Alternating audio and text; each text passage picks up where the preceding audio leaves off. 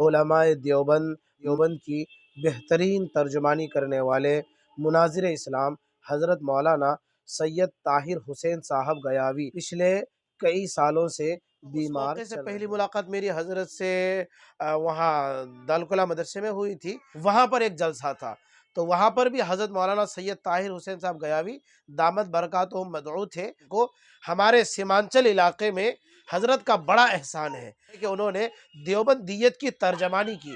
انہوں نے سمجھایا کہ علماء دیوبند کیا ہے، مسلک دیوبند کیا ہے، اور علماء دیوبند پر جو ترچھی نگاہ ڈالتا تھا حضرت دامت برکاتہم نے بہت اچھی طرح سے اس کی خبر و خیریت اور خیر گیری کا کام کیا ہے. حضرت کے علاج میں اگر ہماری ذات استعمال ہو جائے اور ہمارا اگر کمایا ہوا حلال روپیہ پیسہ استعمال ہو جائے تو میں سمجھتا ہوں کہ یہ میرے لیے اور آپ حضرات کے لیے سعادت مندی کی بات ہوگی. حضرات علماء کرام سے، ائمہ حضرات سے میں یہ پہلی درخواست یہ کروں گا کہ آپ کل جمعہ ہے، آپ اپنی اپنی مسجدوں میں حضرت کے نام سے اعلان کروائیں. بسم اللہ الرحمن الرحیم. السلام علیکم ورحمۃ اللہ وبرکاتہ. حضرات ناظرین سامعین، جیسا کہ آپ تمام حضرات یہ بات بہت اچھی طرح سے جانتے ہیں کہ دیوبند، علماء دیوبند، منہج دیوبند کی بہترین ترجمانی کرنے والے مناظر اسلام حضرت مولانا سید طاہر حسین صاحب گیاوی دامت برکاتہم پچھلے کئی سالوں سے بیمار چل رہے ہیں، اور یہ خبر بہت تیزی کے ساتھ ملک کے کونے کونے میں سوشل میڈیا کے ذریعے سے پھیل چکی ہے. لوگ اپنے اپنے اعتبار سے اپنے علاقوں میں اور اپنے مدرسوں میں، مسجدوں میں دعائیں کر رہے ہیں ان کے لیے. مجھے بہت اچھی طرح سے یاد ہے کہ غالباً 2007 یا 2006 کی بات ہے کہ دالکولہ میں مدرسے میں ایک جلسہ جس میں حضرت مولانا سید طاہر حسین صاحب گیاوی دامت برکاتہم مدعو تھے، اور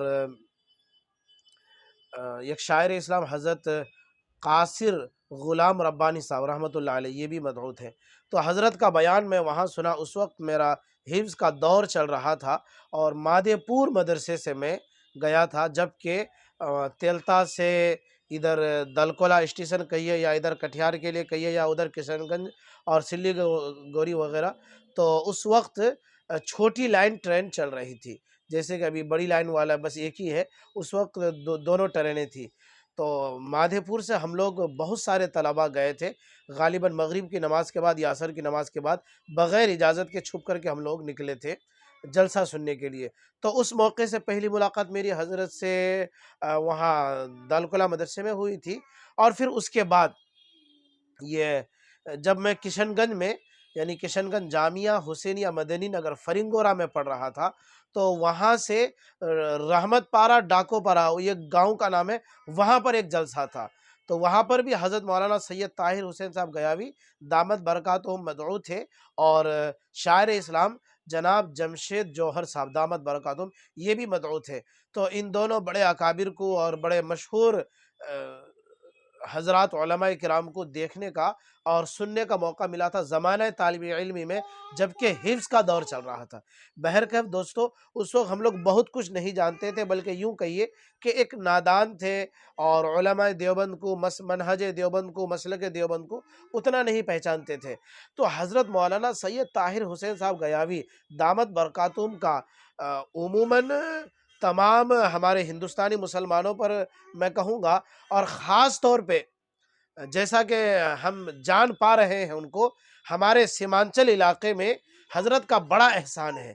کہ بلکہ اگر میں یہ کہوں تو شاید غلط نہیں ہوگا یا مبالغہ نہیں ہوگا کہ اس زمانے میں یعنی 2006 میں، 2005 میں اور 2008-07 میں، اس زمانے میں کوئی بھی ہمارے سیمانچل علاقے میں اگر کوئی جلسہ ہوتا تھا، جیسے کہ بارسوئی ہوا، کشن گنج ہوا، ان علاقوں میں اگر کوئی جلسہ ہوتا تھا تو شاید کوئی اشتہار حضرت مولانا سید طاہر حسین صاحب گیاوی دامت برکاتہم کے نام سے خالی ہوگا، یا یہ کہ اگر حضرت ہی کوئی عذر بیان کر دے۔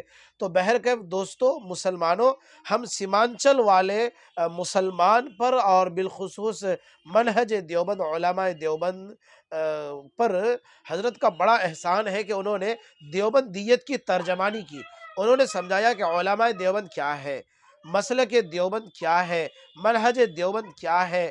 انہوں نے بہت اچھی طرح سے دیوبند کی ترجمانی کی، اور علماء دیوبند پر جو ترچھی نگاہ ڈالتا تھا، حضرت دامت برکاتہم نے بہت اچھی طرح سے اس کی خبر و خیریت اور خیر گیری کا کام کیا ہے۔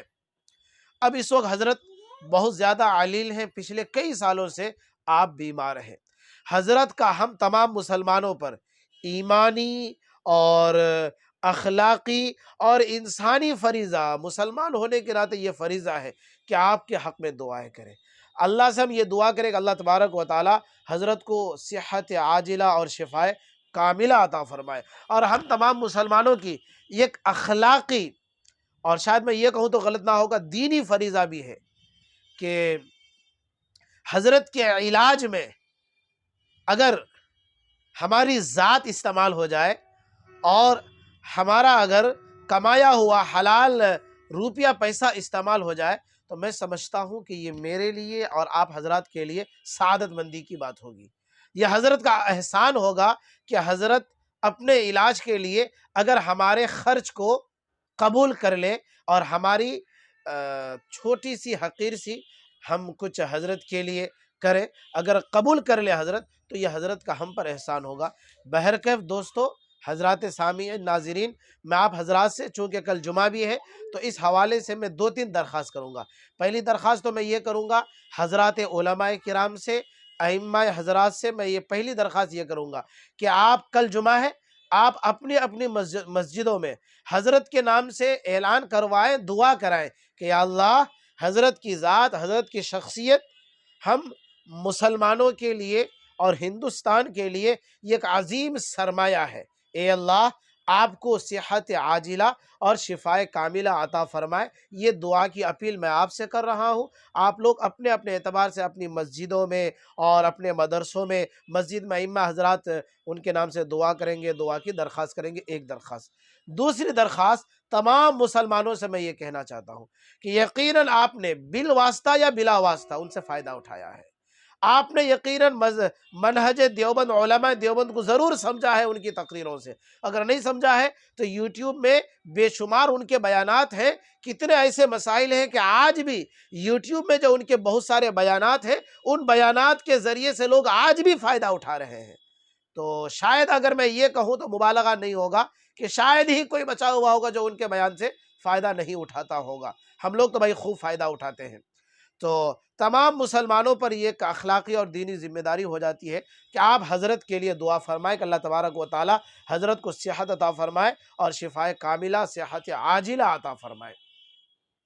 اور ایک میں آخری درخواست یہ میں اپنی طرف سے کر رہا ہوں، میں نے مجھے کسی کا فون آیا ہے، اور نہ ہی میں نے حضرت کے ان کے فرزند سے بات چیت اس تعلق سے کوئی نہیں، بلکہ میں اپنا ایک اخلاقی فریضہ سمجھ رہا ہوں کہ حضرت کے علاج کے لیے اگر ہماری ذات اور ہمارا روپیہ پیسہ اگر خرچ ہو جائے گا، شاید میرے لیے، آپ کے لیے بڑی سعادت مندی کی بات ہوگی۔ دعا کیجیے اللہ تبارک و تعالی آپ کو اور مجھے عمل کی توفیق عطا فرمائے، اور حضرت کا سایہ ہم پر تا دیر قائم و دائم فرمائے، آمین۔